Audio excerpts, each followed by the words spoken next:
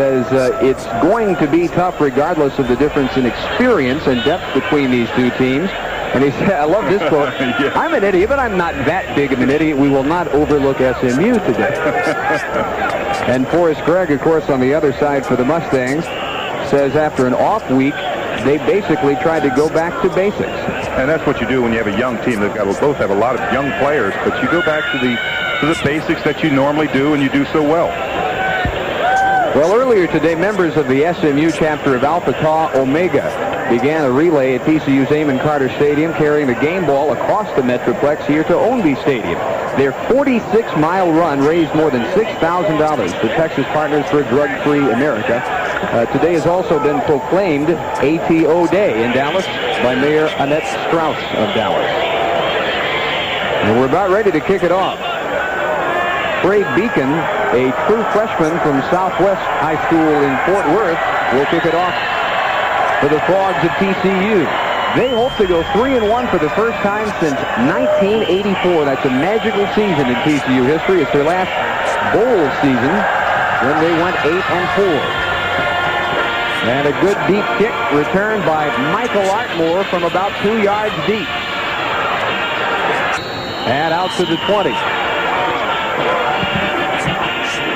So the run and shoot of SMU will go to work behind sophomore quarterback Mike Romo from San Antonio Roosevelt. Numbers this year after the Vanderbilt game were phenomenal. He had 6 touchdown passes and then intercepted by Tulane twice and only 1 touchdown pass in that big loss in New Orleans a couple of weeks ago. But Romo, in just a 13-game SMU career, way up on the Mustang record charts. And out of the one-back set, they go to work on the ground with Kevin Love, the big sophomore from Houston, who is going to be close to a first down as he hits the 30-yard line. Rest of the offense with Romo in the backfield, Corey Beard and Kevin Love, and then the receivers Andy Bergfeld, Michael Bowen, and Daniel Eccles. Up front for the Mustangs, Eldridge, Hart, Weisenbaker, Rosales, and Giller will do the blocking. And Dave, one of the big pluses about SMU in the win over Vanderbilt, they didn't have to pass to move the ball. It's easily the best they've run since they installed the run and shoot last year. Absolutely. That's what you want to do. Just start that running game and let it control the line of scrimmage, and then it opens up the passing game. Love again that time, going to be close to the first down. The TCU defense in the 4-3 alignment. Tunji Bolden, James Prather, Jarrett Ferguson, and Roosevelt Collins up front, with Cauble, Smith, and Booker, the linebackers, and a secondary which has allowed 71% completions in the first 3 games. Brown, Hickman, Crump, and Rand. And Romo's got to be drooling when he looks at that 71% number. Bowen, the man in motion on 1st and 10. Romo looking left, now right. Bowen cuts to the middle for about 5. Well, here's today's Southwest Airlines team musts. Well, first of all, for SMU, they must regain the composure that they had at Vanderbilt. They lost it last week. They pressed. They had a terrible time 2 weeks ago, I should say, at Tulane. They have to protect Mike Romo. He was under a lot of pressure. And, of course, contain Curtis Modkins. Modkins, 77 runs or 72 runs, had a 4.5-yard average. So they've got a big order ahead of them. Beard goes in motion. Back the other way on 2nd down. 3 wide outs on the right side, and Romo with the option the other way turns it up. He's going to be about a yard shy of what he needed for another first down as Tunji Bolden, number 91, the left defensive end, brought him down. And Dave, I know when Mike Romo looks at those statistics about the 71% completions, he's saying, hey, that's a normal passing game. Our game should be even higher than that because we pass those little short dinks and dabs down the field. Well, against Vanderbilt, it's a little different than the run and shoot at SMU because they have a great side of it. Talking with Jim Wacker, he said the difference between the triple shoot and the run and shoot is Kelly Blackwell. Last year had 33 receptions. So far this year, 24 receptions, the best 3-game total ever for a wide receiver. And the ball caught by Bowen. He's got the first down. Lavoie Crump wraps him up as he reaches the 48-yard line. And basically, this is what we will see all day from SMU, the control passing game. Absolutely. Bowen coming out of the backfield. That's one of his favorite receivers, number 17. Watch him coming out off the line here. Does a quick out, just enough to get the first down yardage. Turns and almost breaks a tackle here. Just about had that leg strength but enough to get that first down. They're moving the ball.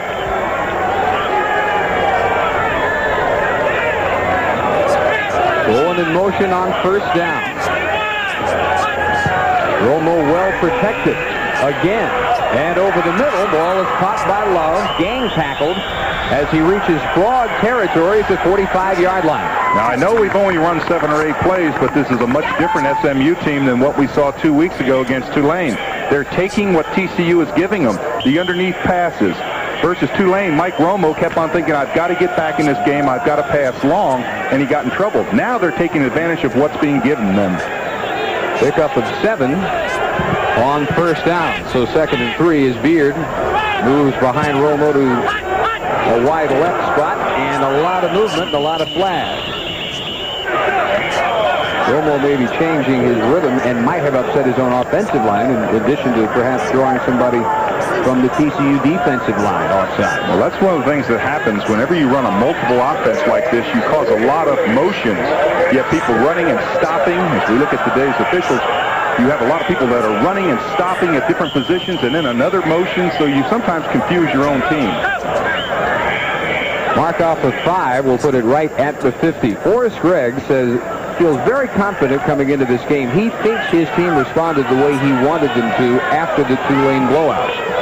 They realize they're not to the point where they can be overconfident about anyone. 2nd and long, shovel pass in and out of the hands of Love. That is an incompletion. TCU reacting just in case they called it a fumble, which it wasn't. It'll be 3rd down. And boy, will that slow down your pass rush. As soon as you get that great pass rush, you're 2nd down and about 8 yards, you're thinking pass all the way. They run that little shovel pass right at the middle. Now it's actually, see the difference here on the regular pass? This is underneath. Now, of course, he never comes up with the football. Love never gets a handle on the football, but that is a thing. That is a play designed to slow down the rush. Wacker breathing a little easier. If Love had made the catch, he had all kinds of room in the middle. Well called play. They just didn't execute. 3rd down. They need 9. They dump it underneath, and Bowen cuts back and has another first down for the Mustangs. He is inside the TCU 40. The safeties, Crump and Rand, having to bring down Bowen. Well, one of the intense players that we'll watch today for TCU is Jason Caldwell, number 41. Watch this. He fights off a block, comes underneath. Now he makes a mistake there, but gets back in to get in on the tackle. He is a very intense player. Played at Brownwood for the legend, Gordon Wood, who says this is the most intense player I ever coached. Boy, that takes in a wide span of products from Brownwood. Highest praise possible. 1st and 10. Romo, for the first time, goes down. And Collins and Bolden, the ends, meet at the quarterback for the Horned Frogs. And that's the first sack of the season for Roosevelt Collins. A great talent there, number 48. Watch him, he'll come to the right of your screen, fights off a good block. Good coverage here on the short pass. Enough, they hope he does not go down. When Romo looks back, there is Collins right in his face. And I know TCU fans are happy to see him start to play up to his ability. 9-play drive so far, but the biggest defensive play of the day was recorded on the sack, and now Romo wants time. Well, he was down to 1 second on the 25-second clock, so he had to call timeout. We'll take it with him. We'll be back after these messages from Southwest Airlines. It looked like another boring month. He was going to rearrange his sock drawer. She thought they'd fix the cap. Then they discovered Southwest Airlines fun fairs. Soon they were jetting away to all sorts of exciting cities, seeing things their mothers had warned them about, eating food they couldn't pronounce, laughing out loud for no apparent reason. Southwest Airlines fun fairs. They're available now. And we'll have fun flying Southwest on a fun fair today. We've owned this business for 12 years now. Rick's the numbers guy and Pete's ideas. He keeps us from killing each other. Well, somebody's got to. And then where would we be? Well, I could have had his office. And I could have had his parking place. Oh, come on, guys. Yeah, but of course. You know what? You don't mean that, right? We can split up his plan. Guys, right, you get the... Jefferson Pilot, Insurance and Financial Services. After the SMU timeout, they will talk about a 2nd down and 17 with 9:59 remaining in the scoreless first quarter. Romo moving the ball well with the little underneath passes. And at some point, you know, he's got to start looking long. This may be the time. 17 yards. Again, they worked in the game, went in motion. And Romo looking his way, but the throw was behind him, and Wolf stumbled, so that one never had a chance, and it'll be 3rd and 17. They've run that play with great execution before that. The other way, they ran it twice and picked up those 2 big linemen circling out of off the line of scrimmage, and they were able to pick up 12, 15 yards. Now, if you're Mike Romo in this situation, it's 3rd down and about 17 yards. You don't want to go short. You have to go long, have to pick up the distance. Perfect so far on 3rd downs, but this is easily the longest they've had to go. And again, they try the shovel underneath. Here's the room that Love had previously. He is going to be very close for the 1st down near the 30-yard line. This is an amazing play. When Love gets his ball, he is standing right next to a TCU defender. Watch 34. He's going to sneak over here. Now watch the underneath. Watch the defender run right by him. Doesn't even see him. There's another one runs right by him. The ball is hidden, actually, because it's thrown about waist level. Here's the defensive backdrop. And you'll see they run right on by him. There's Love right in the left of your screen. Catches the ball, and then there he comes right up the center of the field. Ponies go for it, 4th and 1.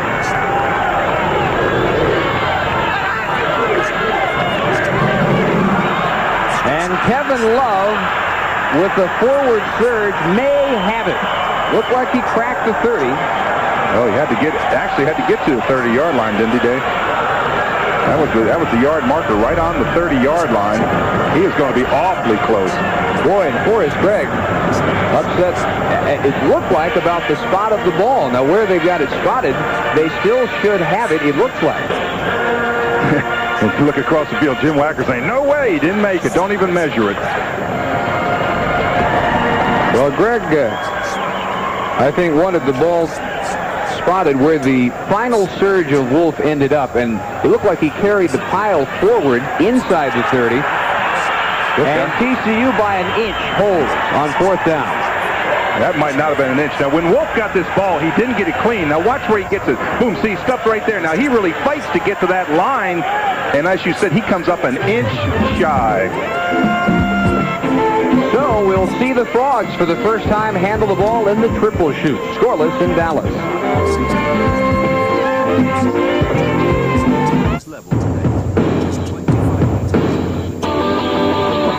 Nothing beats number 1. Nothing beats the king of beers. Nothing beats clean, crisp, and cold. This is the best, and we got it right here. Yeah, nothing beats the bud, yeah, nothing beats the bud, yeah, nothing beats the Budweiser. And at that point, the operators genuinely had... He began to act up on me. It'd spit and sputter. It was hard to start. A buddy of mine suggested that I fill up with super clean unleaded gasoline from Phillips 66. I did, and it worked. Now it starts right, and it runs right. The problem wasn't my new car. It was my old gasoline. Good things for cars and the people who drive them. Mustangs took the opening kick, drove the ball 50 yards in nearly 6 minutes, and they are turned away by an inch on 4th down. This is the first time we see TCU's offense led by Leon Clay, the sophomore quarterback from Gladewater. Backed up Ron Giles most of last year, and spectacular in a couple of come-from-behind victories. One over Missouri, one over Oklahoma State. Play to work, headed for the sideline. Ball is caught by Stephen Shipley, another sophomore from East Texas. He's from Lindale, and he's brought down by Chris Collins. Now, the offensive unit for TCU with Modkins as the setback, Cedric Jackson the slot back. We talked about Blackwell, the outstanding tight end, with Shipley and McPherson as the wideouts. Up front, a huge, experienced offensive line. Elliott, Sullivan, Breedlove, Marsh, and Alexander. They were banged up most of the week. In fact, the bulk of that offensive line unable to practice. A lot of knee injuries for them out of the Oklahoma State game. Shipley got 6 at 2nd and 4. And Clay, chased by Omar Thompson on a blitz, still with it. at the 31. That'll be a loss for Leon Clay.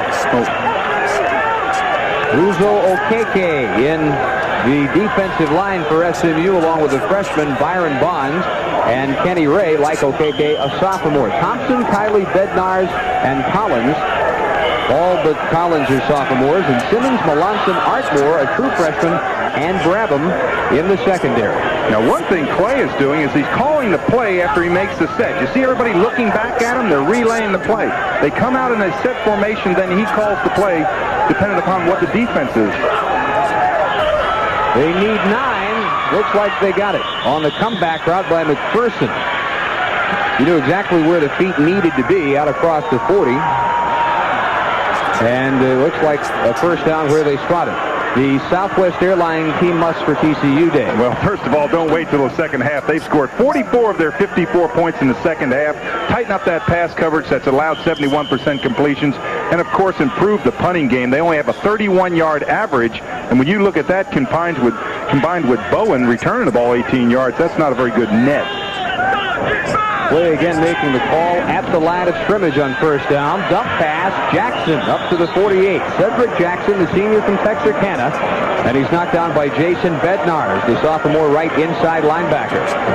And Clay is doing a lot of call on the line. All he does is call a formation. He'll call it like triple shoot left, bring the strength to the left, then he walks up, he looks at the wide receiver, looks who's covering him, and then he makes the call out to him. You'll see him turn both directions, make one call this way. What do you think he can do? He yells it back, and then he comes up and snaps the ball. And he's got plenty of time. The play clock only now under 10. And off Modkins. First down, still going. Great balance, and he is inside the 40-yard line. That's how you get 195 yards. Absolutely. You see Modkins with that short stature, 5'9". He's 177 pounds. There's his average, 4.5 yards. But he's a very tight, compact runner, so that when he makes those moves, he has a low center of gravity, and you're just not going to take him down with an arm tackle. Look at that, 4, 5, 6 arm tackles. Sophomore from Marlin in Central Texas for the Frogs. Marching smartly down the field. First down again. And Clay looking deep over the middle. Too tall. Intended for Richard Woodley, a true freshman from Lamarck. SMU had it covered pretty well. At the conclusion of today's game, Dave and I will announce the Southwest Airlines player of the game. So keep that in mind along with us. One of the things that Jim Wacker's team has done this year is gone without a huddle completely. This is very similar to it. Right now, he's making the call. You can see him standing about 3 yards off the line of scrimmage. He walks up, makes a call to the other side, and this is the actual call of the play. Does that bother a defense? No, not really, because the defense is set in what they're going to do. Give to Modkins to get out of the tackle, but wrapped up by Kiley. Left inside linebacker Bill Kiley, a co-captain from Cypress Fairbanks, tackled Modkins the way you have to. Oh, that was an excellent tackle. Let me tell you what Kiley did on that play. He broke down. Coaches tell you to break down into that hitting stance. Keep your balance and look at his belly button, because he can't fake you out with his belly button. Look at this. Break down. Keep that body low. Right there. Perfect. And hang on for help. Second leading tackler last year and this year for the Mustangs. The drive so far for TCU. They need 9 on third down. It is almost picked off by Bednarz. It was intended for Michael Jackson, the slot back. Off his hands and then off the hands of Bednarz. It'll be 4th and 9. And a hand for the Mustang defense. They tighten it up as the Frogs reach the 28. And Dave, we talk about control in this game. We've had one drive by SMU and one drive by TCU, and we have 5.5 minutes left. That's all. Now, here is a real concern for TCU, because Bowen averages 18 yards per return. Forsman averages less than 32 yards per kick. And the wobbly spiral bouncing for the Mustangs, and now back the other way, and it'll roll dead at about the 17-yard line.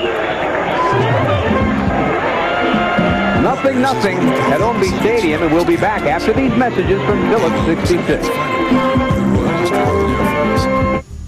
I've always thought that putting down one piece of road was pretty much the same as any other. Then I found out that underneath all this asphalt, these guys are laying down this special fabric from Phillips 66. It's called Petrolast.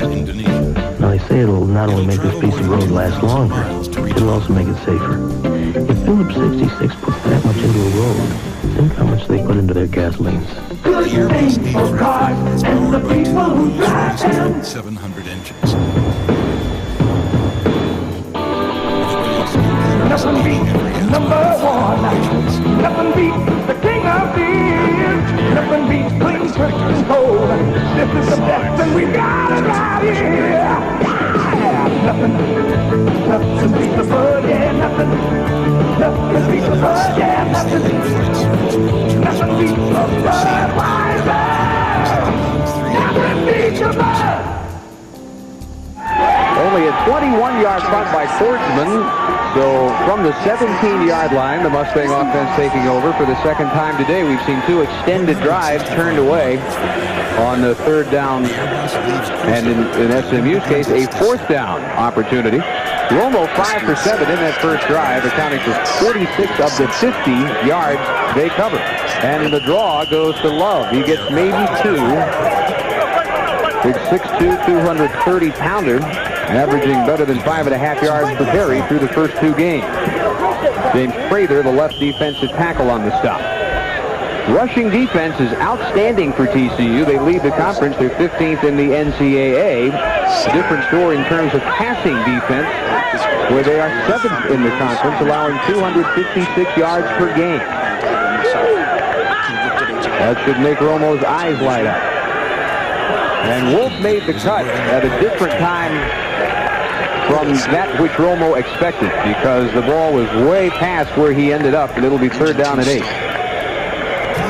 I was watching some of the wideouts that time. I watched Ware go downfield.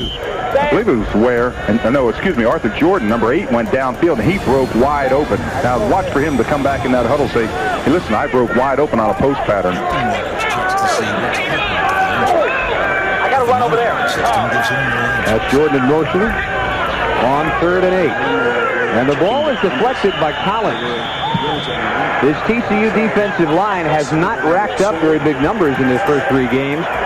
But late in that first drive and on third down here, they get good penetration on Romo. And that was Roosevelt Collins, again, 48, who got the good penetration. He's in the up stance. Now watch him. He comes right up, jump, and get right in the face to the quarterback. And you can see the quarterback trying to throw an underneath handoff.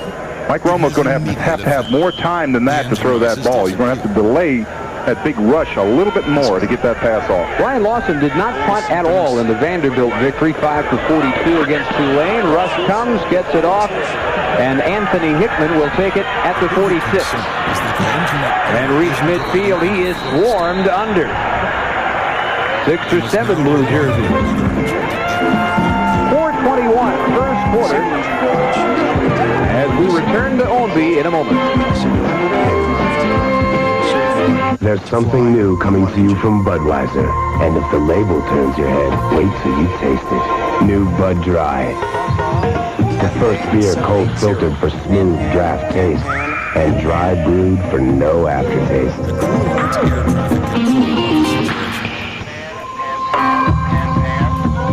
So if you're looking for smooth taste with no aftertaste, turn here. Try Bud Dry. I can't wait till I retire. You know why? I'm going to Africa. There's this one small area there where the lions sleep in the trees. You know why? To get away from this tiny ant. Gets in their fur, drives them wild. So they sleep in the trees. When I retire, I really want to see that. Then they've got these gazelles. Eat 30 feet at a time. You know why? Lions get hungry.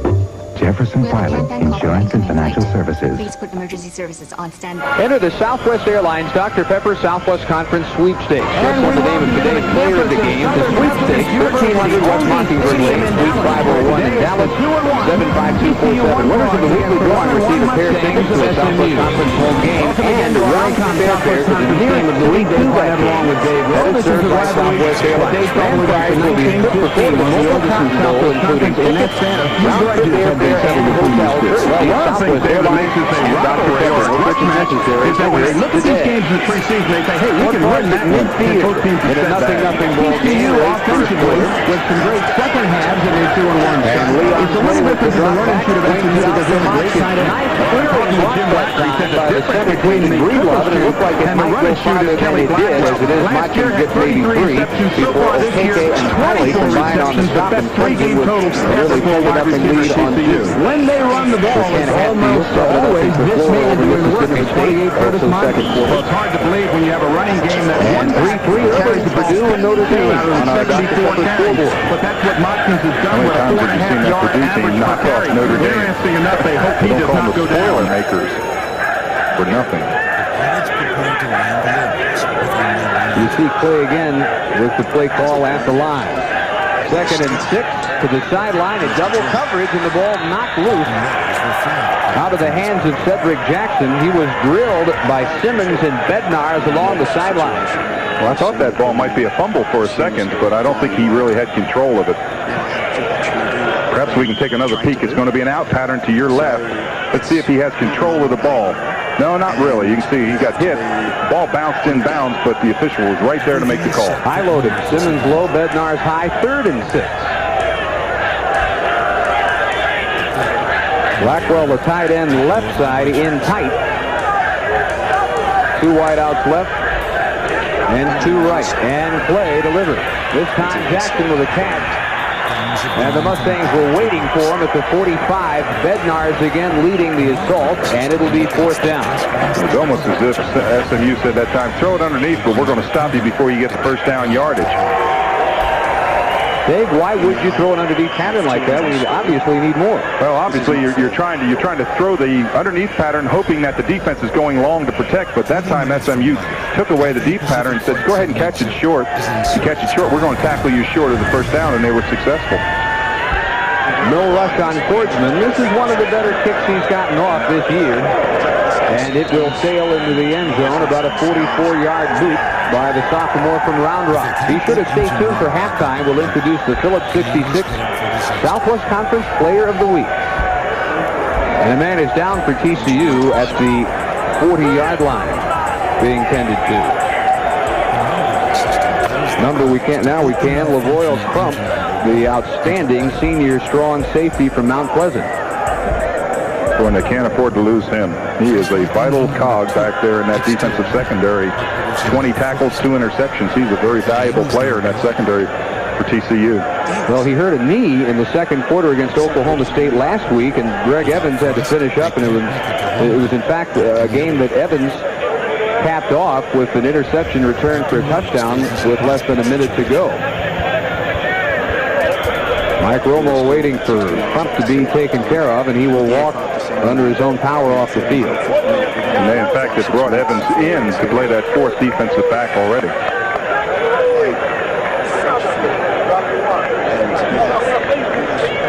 Crump with a couple of interceptions, 5 last year. Stability back there. Alongside a sophomore in Tony Rand, you need as much experience as you can against this type of run and shoot attack. And if we get any report, of course, on Crump, we'll pass it along just as soon as we get it. 2:51 to go, first quarter. Romo, lots of time, delivers to Love, cracked down by the middle linebacker, Brad Smith. Big hitting sophomore from St. Thomas High School in Houston. And already I see that TCU has made some defensive adjustments. They're letting their linebackers sit farther off the ball. Usually the linebackers about 1.5 yards to 2 yards off the ball. TCU is setting them back about 3 to 4 yards off the ball, so they're going to play pass more than they are run.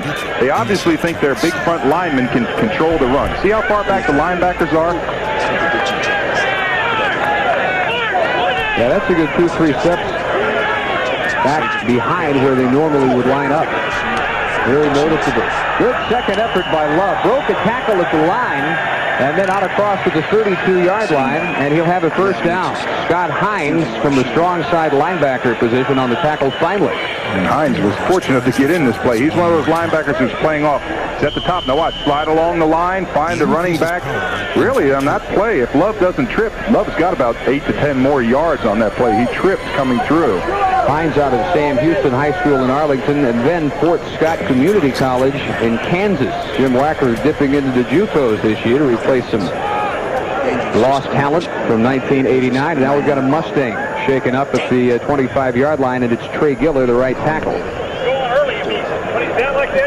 Giller, the sophomore, the senior router from Richardson, graded out in the top 2 among all their offensive linemen last year. He would be a big loss if he can't return. He is the only senior up front. I was just going to say, that's a rarity on SMU, a senior. Robbie Risco, a sophomore, replaces him.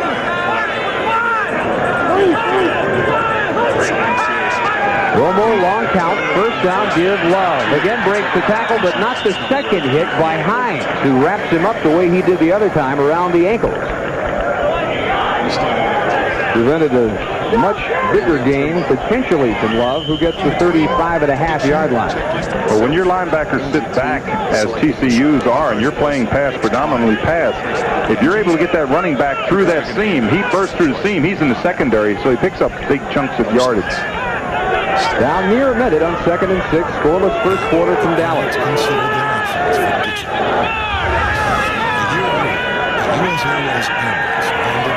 Romo has his man Beard. Cut back, still going. 45 and down. And Greg Evans with the tackle on Corey Beard. Well, first of all, the first thing that happens is the linebackers are dropping back into a zone coverage. Watch. See pass, drop back. Now they're just picking up zones here. Now he cuts back against the grain. Now one of the things you have to remember when you cut back against the grain is don't lose the first down yardage. See, he puts his head down there knowing that that was first down yardage. Corey Beard leading SMU receiver with 12 through the first 2 games. Romo finds Bowen, who drops it. He had Edward Galaviz on his tail. He had a perfectly thrown ball right in his hands and may have looked away an instant too early. I think he did. I think he looked away, just the old adage of looking away as you're trying to run before you catch the ball, and that's what Bowen was guilty of that time. I think he was surprised to be that open on one-on-one coverage down the middle with no deep safety there. Trey Giller back in at right tackle. Lavoyle Crump, a slight shoulder injury, should return for TCU at their strong safety. Big opportunity dropped by Bowen, so 2nd and 10. This time he makes sure, and into frog territory as the clock rolls at the 47-yard line, and 24 seconds, all that remains in the first period. And one of the things that I am really impressed with SMU this week as compared to 2 weeks ago is the patience of their offense. With the run and shoot, you have to take advantage of whatever they give you. If they give you the short down, you keep on picking away at them, picking away. If they give you the long one, you go deep, but you don't try to force one against the other. And they're being very patient in their offense today. That is the end of the first quarter. So TCU nothing at SMU nothing. We will be back after these messages from your local station. This is the Raycom Sports and Entertainment Network. It's just pinching the side of the thrust lever just to move it a millimeter. What you want with the flyer is you want first class. But the boss isn't going to approve first class. So at Eastern, you can buy coach and fly first. And we've got enough seats to accommodate all of you. Incredible. So what do you think? It seems to have an effect. Rotation increasing in engine. You know, we've seen what empty airplanes look like here. We don't like it. The rotation Our employees don't like it. We know what it takes to bring you back. And we're prepared to invest in it. 29 to 30 to 32. As we move this.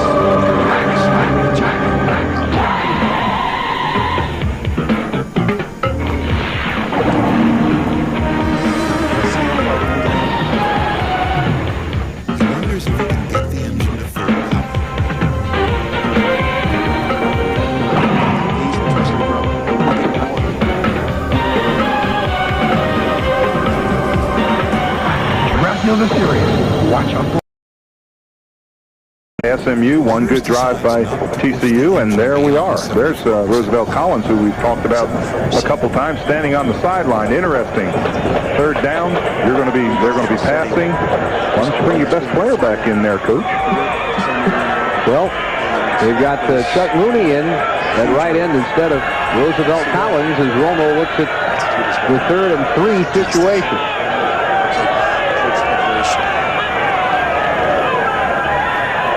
Romo delivers low. Ball is caught. Jason Wolf with the first down at the 41-yard line. Outstanding reception. Well, let me tell you why coach is mad, why coach didn't have Roosevelt Collins in. He wanted a bull rush by Chuck Mooney, number 85. And watch Mooney inside. Just get that strength up there. Just keep on driving. Puts pressure on Mike Romo, and down he goes. That's a good rush. And, of course, the tail end of the play was a completion here. And good concentration there. That is a hard ball to catch because you've got to get your hands underneath it. Wolf, the leading receiver last year, caught 61 balls. And to the 38-yard line, Kevin Love, he has really been with some approval of their running game today. Kenneth Walton, backup left defensive tackle from here in Dallas, and Samuel made the stop for Jim Wacker.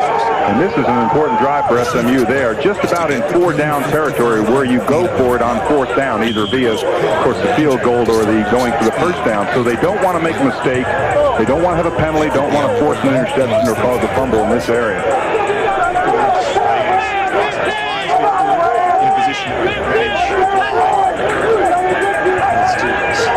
Romo over the middle. Wolf elusive after the catch. He was tripped up by Galaviz. This will be very close, but it looks like he's got the first down near the 30. You know, one of the things that impresses me about these SMU receivers is as we watch them catch the ball is the cuts they make. They don't make the normal cuts where they catch the ball and continue running. A lot of them, a lot like Houston in that run and shoot, they cut and try to go back against the grain. They go a different direction to try to catch the defense overcompensating. Boris Gregg telling us before the game that he wanted to try and take advantage of the ability by the TCU defensive line to penetrate. We've seen that with those shovel passes and some of the draw plays on handoff to Kevin Love as they signal it is his first down. Trying to take advantage of over-aggressiveness on the part of TCU's defensive front. Well, I can tell you as a defensive lineman, when you see that shuffle pass and it goes right by you, I mean, you're standing right there and it just, zing, goes right by you, it'll really take the heart out of an aggressive pass rush because the first thing you start thinking, well, I wonder if they're going to run the shuffle pass this time. I wonder if they're going to run it, and you start just almost hesitating or playing soft. This is where the first drive bogged down for SMU. They reached the 30, and that was it. Romo has Andy Bergfeld, the starting X-receiver, with his first catch of the year here in Game 3. He's a sophomore from Tyler Lee. Anthony Hickman, the right corner on the tackle. Bergfeld, kind of the forgotten man among the receivers. Bowen has done so much work, and Beard from the R-back spot. Eccles and Ware from the Z receiver spot.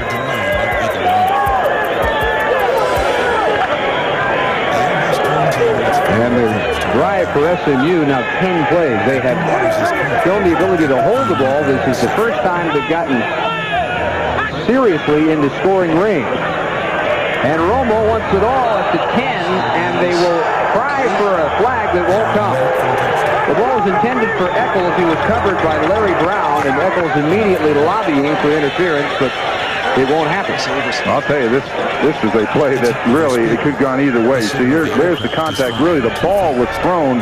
It looked as if the ball may have hit the ground before the reception would have been made. In other words, that would have been an uncatchable ball. I was watching Ronji Hill that time, and I mean, he wiped out the middle linebacker blitzing. One of the things that TCU has to do in order to get pressure a lot of times is blitz one of those linebackers. That's why they're so active back there. This is the biggest play of the day so far for SMU. 3rd and 3, and it is bobbled and almost intercepted. It was intended for Hill, and it went through the hands of Walton. Wacker almost had himself a big turnover.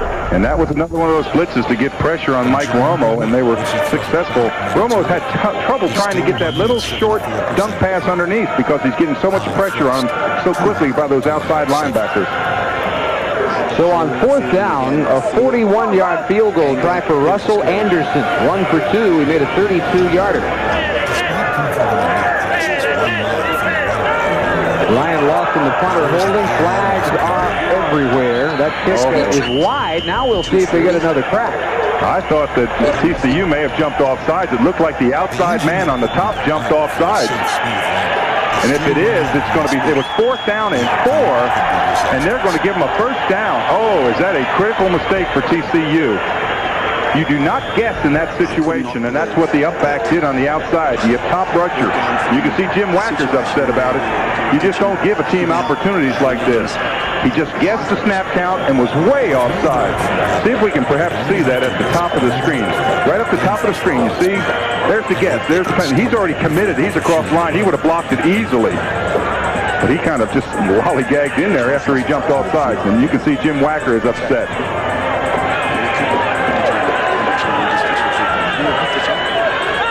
Huge break. Mustangs first down, 19-yard line. Back underneath it goes. Love to the 15, and wrapped up at that point by Tony Rand, the free safety. Looked like he had the potential for a lot more before Rand finally was able to tie him up, and it's still a sizable first down gain as Romo continues to find Love in the middle.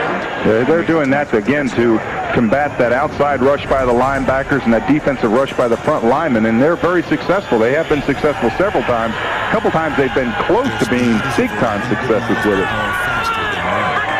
2nd and 5. Give to Love. And Roosevelt Collins that time with the saving hit. Collins helped out by Prather. If Collins doesn't upend Love, it's 6 points. It is. If he does not upend Love on that play, Love goes all the way to the end zone untouched. And Jim Wacker's relying a lot on those big 4 linemen, Bolden, Prather, Ferguson, and Collins in there to stop that inside running game. By the way, top of your screen, Larry Brown, 9, the man who was offsides on that field goal attempt. He's the reason that SMU's drive has reached this point, 3rd and 2.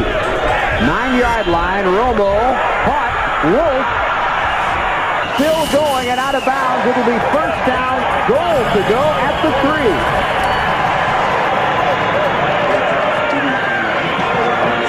Another saving tackle by Collins with the help of Anthony Hickman. Well, Mike Romo has great vision, and that's what you have to have from this run and shoot offense. You have to have great vision. You see Romo just zeroes in on his wide receiver, finds him out there, picks up Wolf there. Wolf gets a nice move inside the 5-yard line, and what seems like an innocent little 5-yard offside penalty could result in 7 points. Romo slipping as he hands it off to Love. That could have been disastrous, and as it is, Love picks up 1. I think he got stepped on by the center. I think the center dropped back with his foot and stepped on the quarterback. We may be able to see that. Watch the quarterback's feet. See, he gets his foot stepped on. It's the guard, I believe, or the center that steps back. In his fire out, he stepped on the quarterback's foot. Matt Weisenbaker, the center. 2nd down, 2-yard line. And again, Kevin Love with the second effort has the SMU touchdown.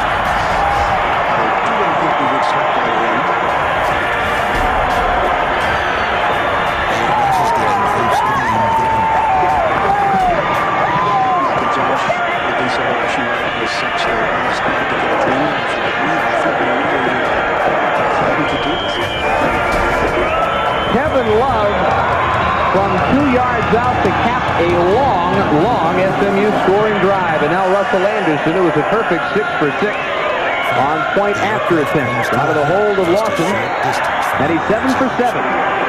Well, first of all, let's give good credit to this big offensive line. A lot of times, you know, all they're doing is pass blocking. This is run all the way. Look at this, double team there. And let's also give good credit to Love. Good vision to look back. He saw the hole to the backside, made a nice cut. Watch right here. There's the double team on the center, on the guard. Now watch when Love gets, oh boy, that is a good drive block. Oh boy, the defensive back, you've got to get lower than that. 7-0 Mustangs. We're back after this from Southwest Airlines. Over. Think about that 5-yard penalty on that field goal that was missed. They actually missed the field goal, then came back with that offside penalty, gave them a first down, so they drove in. That's really what kept that drive alive. Jason Appleby will kick off, the true freshman from LaPorte. And Anthony Hickman on the right, Toby Morey on the left, awaiting it at the TCU goal line. Boy, Jim Wacker will get even greater after he considers what that drive should have been, which was a missed field goal. Mustangs gladly accepting the gift. with 10:46 to play in the first half. And this will be Morey. Boy, he had an alley right up the right sideline and still going before he finally runs out of bounds. They will mark him near the 40-yard line. Dave Murphy, prior to that, he had one return for 23 yards. But boy, when he broke through the seam, I mean, it was wide open. Now he comes all the way over the side. And I want you to watch, once he breaks through the seam, great tackle there. God, I mean, blocked there. Now watch the move he puts on the punter right here. Spreads out the punt, the kickoff man, and then stumbles, but regains his balance. Great position for TCU. Toby Morey, 53 yards for the junior from Red Oak, Texas. Not too far from Dallas. Bud Moore pushed him out. Play, great field position, and a give to Modkins. And they were ready in the middle of the SMU defense. Take a look at our 6 storylines for today. 1 sack for TCU, the key offsides penalty against Larry Brown, setting up Love's 2-yard scoring run. Modkins only 14 yards so far. So they have to be happy with the control of the running game. And one of the things in our must we talked about, that TCU cannot wait till the second half. Eventually that catches up with you. They've just been phenomenal in the second half of ball games. But they need to get their offense going and working and scoring in this first half.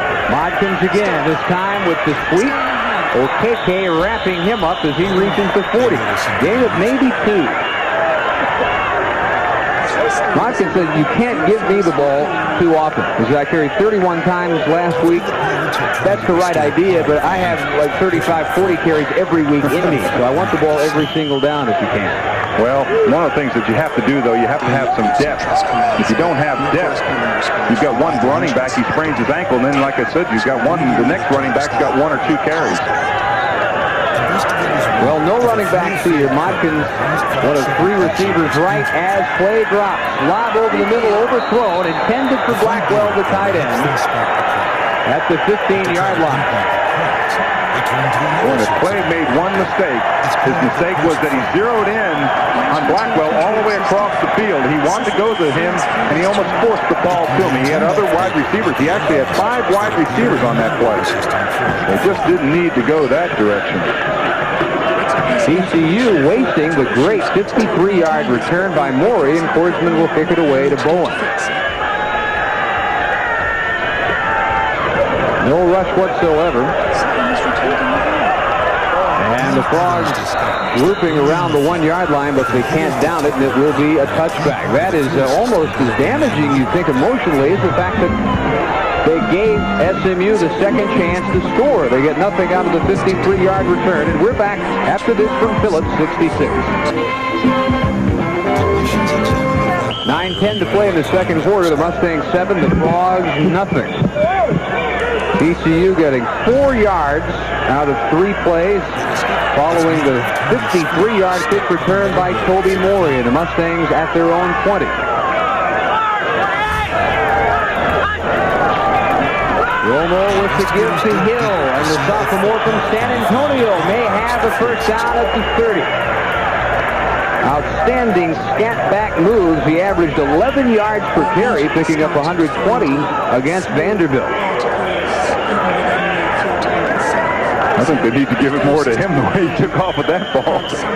You know, it's funny. Sometimes offensive linemen seem to block better for different types of running backs, and Hill is one of those types of running backs. All you have to do is get your defensive man even up, and he'll make a cut and make the offensive lineman look great. He got the first down. Romo draw play. They were ready this time. Hill again on the carry. And Prather, the left tackle, first man to make penetration. He was joined there by Bolden. Gosh, that kind of hurts his 9-yard average per carry, doesn't it? Romo getting the word from the sideline. Greg pretty well sticking to the game plan that he told us about before the game. Yeah, he wanted to do a lot of things to take away the rush of TCU. He knows and respects those big linemen. He says they've got good coverage back there. He figured that they will try to do what they call the halfback coverage, use those halfbacks as they circle out of the backfield on the wideouts, and I think he's right. Well, a timeout, second of the game already for the Mustangs. 8:09 to play, first half. They lead 7-0.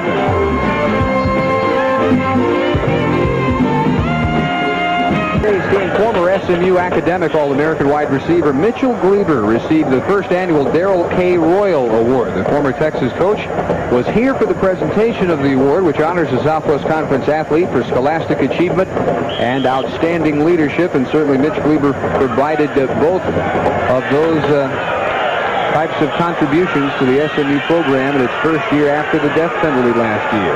Our congratulations to Mitch. After the timeout, 2nd and 14.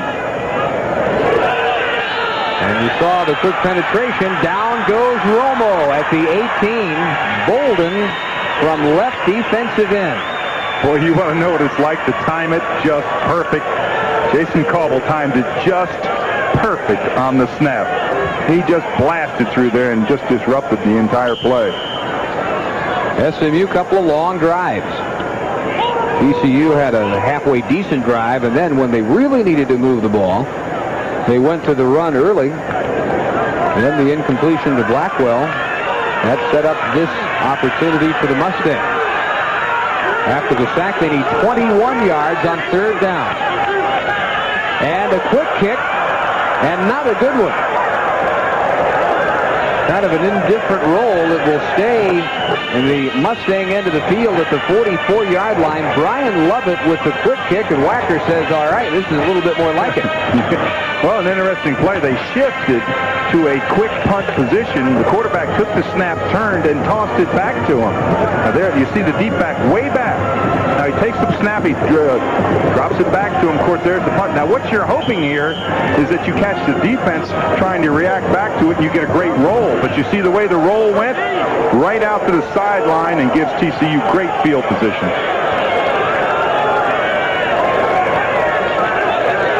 See what they do with it this time. Well, not much on 1st down. Modkins tangled up behind the line as Ray, the nose tackle, got there.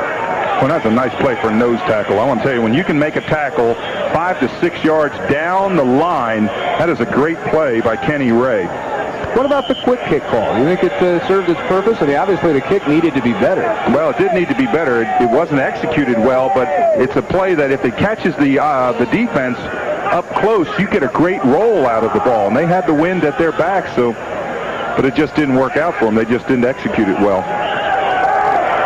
Out of time, play off the shoulder pads of Modkins. And again, TCU will look at a 3rd and long.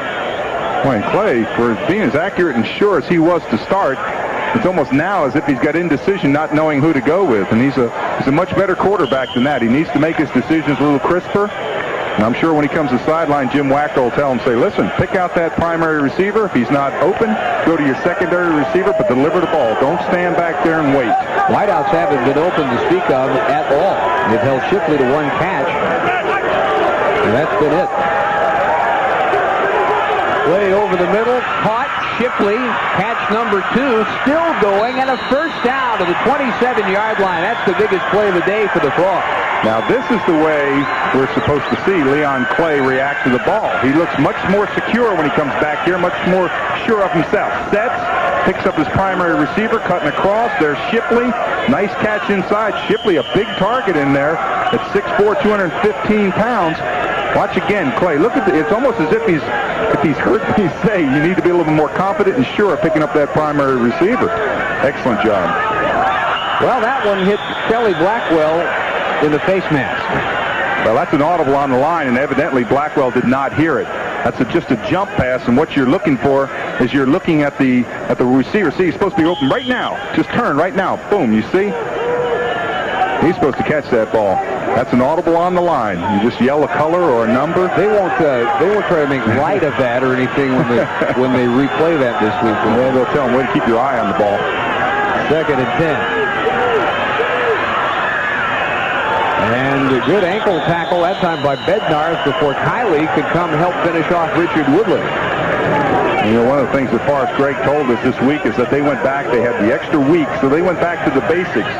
Let me tell you, the basics pay off for you, and that's in tackling and blocking. And that time Bednarz had him by the foot and just did not let go until Kiley got there to wipe him out. No gain on the play. They still need 10 on 3rd down. And again, the coverage is there, and the Mustangs get to play back at the 40-yard line. Omar Thompson, the blitzing left outside linebacker. And Byron Bonds, the true freshman from Cooper. Isn't there quite a story about Byron Bonds? Forrest Gregg, as we look at it again, says, I'm going to keep an eye on Byron Bonds' 5-year-old brother. He's got a 5-year-old at home, younger brother who weighs 105 pounds. He says that's not all fat. This is a solid kid. He's just a block. He runs the bleachers during Cooper High School practices. Imagine when he gets to first grade. Fair catch by Bowen at the 7-yard line. He'll be too big to play. Don't you have to have a weight limit like on the midgets and that? Well, we wanted him to come out earlier, but he was only 5 years old. Sorry, we couldn't have him come out. Well, the rest of the schedule today in the Southwest Conference. Later on, Arkansas, Colorado State, Baylor, Texas Tech, and Lubbock. A&M at LSU, and a big one at Rice, Houston. At some point in the Dome, they'll play football. They've got baseball this afternoon. Then they'll change the field over. And at 8 or 8:30, the expected kickoff time for the Owls and Cougars. This is an important drive for both TCU and SMU. With 4:51 left, you just can't sit on the ball because you're going to give it back in great field position. So you have to work to at least get 2 first downs. Romo again loses his footing as he gives the ball off for a gain of maybe 1 Kevin Love. I hate to think he got stepped on again, but it looked that way as he came out. He just fell flat on his face holding out the ball, and you're right, it could be a disaster. Pretty impressive statistics there. 13 of 20 completions for Mike Romo. First game, he had 76%, 31 of 41. Second game against Tulane, first time in his career, he didn't hit at least 50%. That's more on top of things this week in the passing game. A lot of time, delivers, first down catch out at the 20-yard line, and that is Derwin Ware, a sophomore from Gatesville. His 4th grab of the year. And Dave, when you have the time to look, that is so important. Now watch this. Romo comes down. He looks like he's going to pass left. All of a sudden, that's covered. He picks up a secondary receiver, delivers a strike for a first down. That's a nice play. Good protection for him. Had a lot of time to pick up his secondary receiver. We go under 4 minutes. A surprisingly low 7-0 score. Mustangs try to add to the lead. Romo has to hurry. Collins gives chase. Ball is intercepted by Jason Cauble at the 10. Fumbles at the 5-yard line. He came back up with the ball. I think he may have stepped out of bounds around the 30, 25-yard line. But a TCU celebration nonetheless on the pickoff by Jason Cauble. Well, this is just a poor choice. Romo's trying not to take the sack when he flushes out of the pocket. Now, right here, sometimes you just have to eat that ball. He throws it up, and there's where Cauble stepped out of bounds. You can see the official in the background marking it, but right there, that was a fumble. That would have given the ball back to SMU. There's the play. Let's watch the foot where he steps out of bounds. Right there. Just an excellent picture and an excellent call. Not a single blue jersey anywhere on that side of the field. That is a huge mistake in judgment by Romo, the sophomore. And we will see if the Frogs can do anything with this break. Modkins tries the right end. Nothing there. Belted by Collins as he tried to turn the corner. Well, I'm sure back when this rivalry started, back in the teens, they used to say, just keep them running to the sidelines, and eventually they'll run out of room. And that's what they're doing with Modkins. They're not allowing him to turn up. They keep on pushing him into the outside. And eventually he just runs out of room and has to turn up, and boom, there they are to tackle him for no gain. Well, one of these times, TCU's got to move the ball after a big break. -2 on the ground so far. Over the middle caught Jackson. At the 15, then to the 14-yard line, Cedric Jackson, the only senior in a skill position for the Horned Frogs. Ray and Bednarz for the tackle. And watch this, Jackson. This is what a defensive back sees. Jackson cutting him out of the backfield, right straight across the field. Just puts his head down and picks up the yardage for a first down. Now they're inside the 15-yard line. Out of Texarkana, he is a master's student. Got his bachelor's in criminal justice last year. One of 3 Frogs as graduate students on this football program, and a flag flies after Modkins was cracked at the line of scrimmage by Omar Thompson. And boy, where that flag is, if you're the offensive coach, you go, oh no, because where that flag is thrown is we do have a player down. It's almost always offensive holding. Kenny Ray is the injured Mustang, the nose tackle from Duncanville. Boy, and that will change the complexion of a drive. You've got the ball first down on the 14-yard line. Now all of a sudden you're going to have a holding call. It's going to take it back. Changes the entire complexion of the drive. So while Wacker studies his chart, we'll see what happened to Kenny Ray. First of all, the holding call. Now, Ray is right over the center. You can see right in there. He gets blocked and gets knocked down. You see his feet bent up underneath him there. He said in the hole they were doing a center trap. That's an interesting play. What they do is they block you and then bring in and trap on the nose walk off the field. You said he got trapped at nose tackle. Is there anything he can do not to be injured on a play like that? No, it's one of those plays where it's just like a trap out on the tackle, but they bring the tackle in on the nose tackle, and really there's no way that you can really avoid that contact. It's just, again, it's collision where you don't see the action coming. First and 20, and the ball caught at the 1-yard line by Richard Woodley. The true freshman out of Lamar has the Horned Frogs knocking on the door. I'll tell you this, if the defensive secondary, whoever's playing, had just looked back.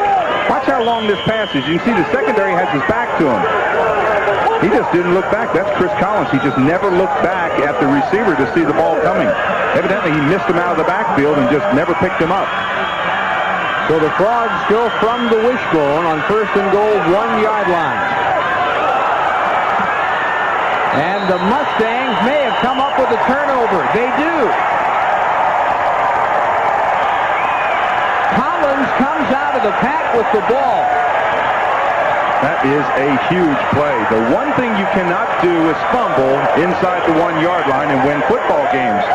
And Jim Wacker certainly knows that. You don't get many opportunities down here, and when you do, you have to score. Now, Forrest Gregg is there saying, guys, we never quit. You never give up. You never know when that most important play is going to occur. This ball from the snap, you see right here. Now, right there, the ball's got to be given. He doesn't get the ball. See, the ball is pulled out of his hands. It is almost as if Clay wanted to take the ball out and run the option down the line. Just poor execution. That's all it is. And Chris Collins comes up with probably his biggest play of the year. Cedric Jackson looked like tried to take a handoff that Clay didn't want to make. SMU with only one timeout, 1:55 remaining. Their 7-0 lead safe for now. And they will try to burrow it out at the 2. They may have turned it right back over. The Frogs take it back. Unbelievable. Roosevelt Collins. Well, it looked as if Romo never got the snap from center. He may have pulled his hands out too fast, but he never got the snap. I'm sure that what he was thinking is, I can't just go down. I've got to be able to get 1 or 2 yards because he was so deep. Now watch right here. See if he pulls his hands out. Yeah, see, he never gets the snap. There's the ball floundering around. Collins comes up with it.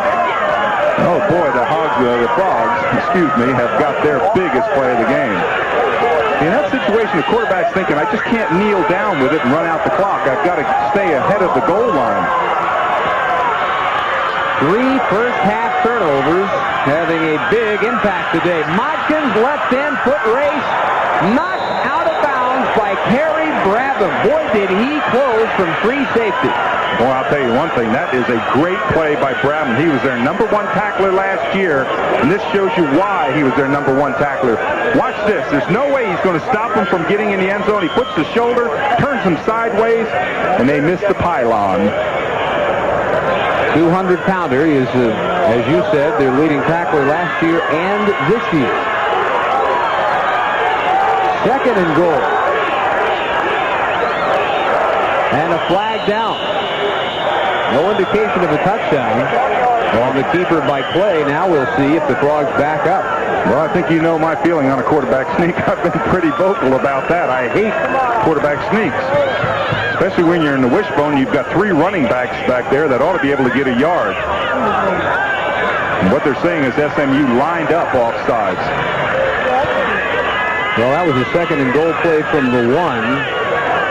So they can, with half the distance, maybe try the same play again, and the slightest surge forward should be 6 points for Clay if they try it again. Well, you've got two running backs back there. One 230 pounds, another one 177 pounds. You got speed outside. Just give it to him.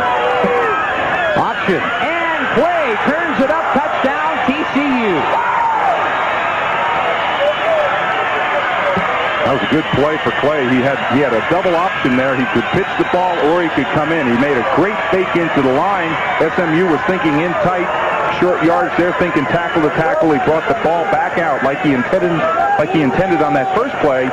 Was able to take it around. When he saw the seam, he was able to go in for a score. So Jeff Wilkinson, the sophomore from Houston, will try to tie it up with a minute and a half remaining in the first half. Mike Nowak with the hold, and the kick is good. Well, I can tell you this, when a quarterback takes that option, he has got to read that fullback. Now watch this. Watch the eyes of him as he reads the fullback. Now right there, when he plays there, see how everybody comes in on the fullback? Now he's got the option to pitch or just dive in. It's a very, very good play. Again, good fake to the fullback right there. Draws both the linebackers. Now just turn, shortest distance, just turn right in, and the score is 7-7. And both of them have been set up, one by the penalty, one by the fumble. Well, an exchange of gifts. TCU able to tie it up after they had coughed it up at the 1 yard line. Stay with us for halftime. We will introduce the Phillips 66 Southwest Conference Player of the Week. We'll meet today's GTE Classroom Champion. And we'll visit two special guests. Mobile Cotton Bowl Executive Vice President Haas Brock and Dallas Mavericks All-Star guard Rolando Blackman will be with us. All this and highlights coming up at halftime. It's going to be a fun halftime with Rolando there. He's got an interesting program going in the off-season a little bit. He is very active in the off-season trying to work toward a post-basketball career in television. He's putting together kind of a mini special for the PBS station here in Dallas, about a 10-minute piece on whether college athletes should receive money in addition to an education. He says they should. We'll talk about that in addition to the conversation with Haas Brock at halftime. A minute 30 remaining in a 7-7 game. And think about this real quick. He didn't get paid in college, but yet he feels that they should be paid. That's interesting. Trey Beacon with the kick. 2 yards deep. The return by Art Moore. Heads for traffic. Stopped at the 28-yard line. The drive for TCU, not much to speak of, but really you go back to the... what set it up? Exactly, the previous drive, which ended in that fumble by Clay, and then of course they get it back, and the second play, Clay takes it around. You know, with 123, most teams you'd think would just be running out the clock, but with this run-and-shoot offense, there are so many available routes in that you can move the ball a long way in a minute and 23 seconds, and they do have one timeout left.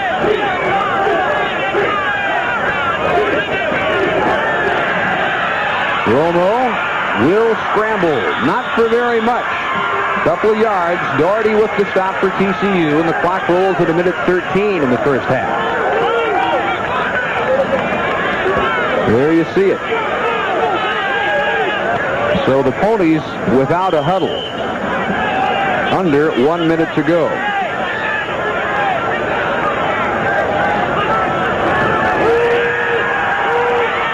Romo in and out of the hands of Jason Wolf, who had found a seam up near midfield. That's a big drop, and it'll be third down. Well, Mike Romo, look there this season. Mike Romo, 49 of 80 completions. Look at the percentage that you talked about, the yards, and look at TCU's pass defense. You talked about a 71% completion against them this season. So you would think that Romo could have a field day. Well, not bad. 14 for 23, 117 yards, 3rd and 8. And on the draw play, Hill might have the first down. This is going to be a very big mark up near the 38-yard line. Brown on the tackle, and they stop the clock at 43 seconds.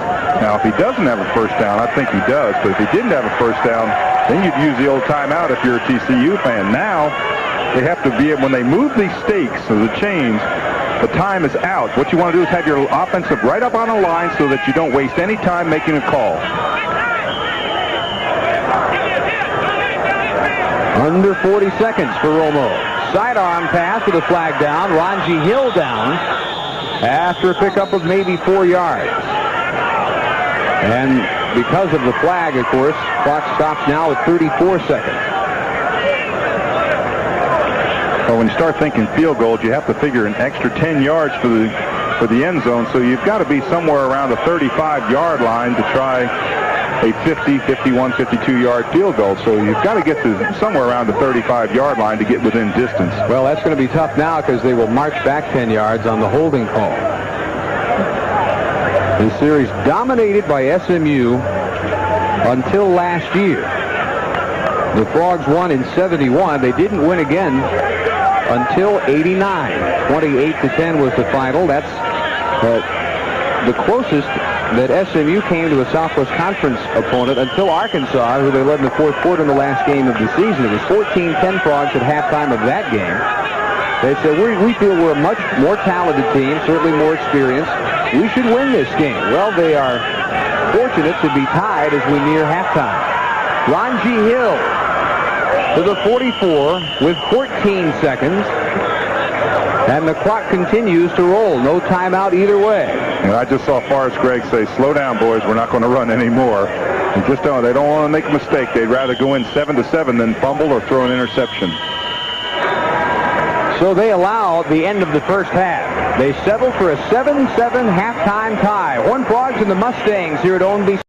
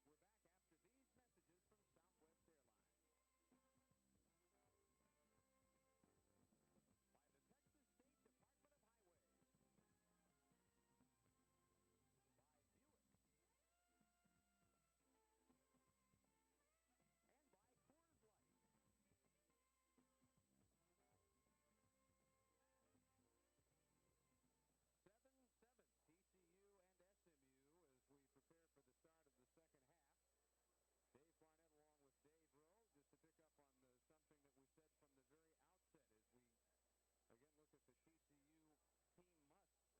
And the first and biggest must was don't wait until the second half, and it looks as if they have done it again. And boy, will that give Jim Wacker more gray hair. Tighten up that pass coverage. They have done that somewhat. Improve the punting game. It really hasn't been a big factor. The big factor has been those